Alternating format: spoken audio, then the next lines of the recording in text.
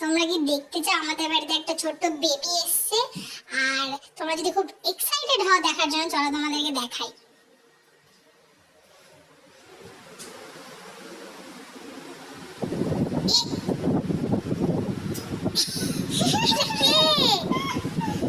দোলনার মধ্যে উঠে গেছে, উঠিয়ে দিয়েছে। ও তো খুব ভয় পাচ্ছে দোলনার মধ্যে দুলতে। অনেকক্ষণ ধরে দোলানোর পর একটু বুঝতে পেরেছে এটা কি। কোকো কোকো, এই যে ও একদম ভাবছে যে আমাকে কি করলো ওরা। এটা কি কি করছো তুমি? কোথায় উঠছো তুমি? কোথায় উঠছো? দেখি দেখি দেখি মুখটা। ইস, কোথায় উঠে গেছে কোকো। দেখো দোলনা, এটা ভাইয়ের দোলনা হয়। ভাইয়ের দোলনা আমরা উঠিয়ে দিয়েছি।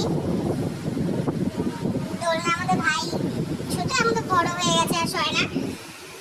দেখো অবস্থা। ও বসছে দোলনার মধ্যে, কিন্তু ও বুঝতে পারছে না যেটা কি কি হচ্ছে। এটা এখন পিজুস দোলাচ্ছে, এদিকে নেহা দোলাচ্ছে। যদি ও লাফ দিয়ে নেমে যায় ভয় পাবে।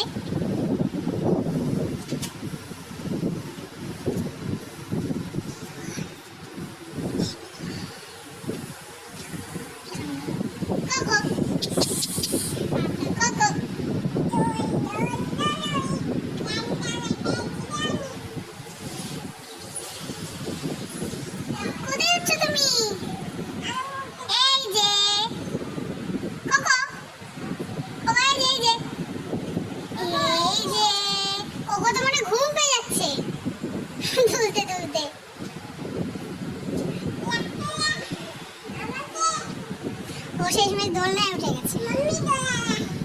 দোলনাটার অবস্থা এখন আর ওরকম নেই, অবস্থা খারাপ হয়ে গেছে। চোখটাও বন্ধ, ঘুম ঘুম পেয়ে যাচ্ছে আর দোলনার মধ্যে দুলতে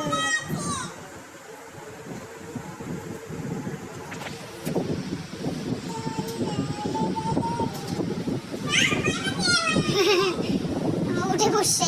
এখন অনেকটা বুঝতে পারছে। কোথায় উঠছো তুমি? আস্তে আস্তে চলো, আস্তে চলো, পড়ে যাবে।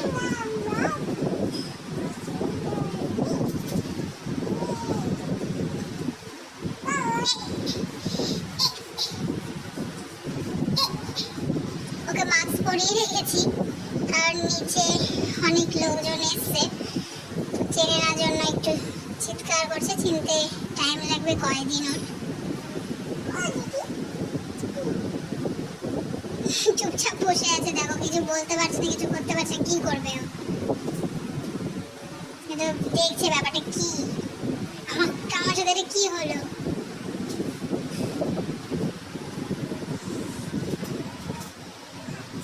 টুকি, এই যে টুকি, এই যে টুকি। ওই দেখো আদর আহ্লাদ খাচ্ছে আবার একটু। আবার নিচে দেখছে আমাকে, বলছে কি ব্যাপার, আমাকে কখন নামাবে যে।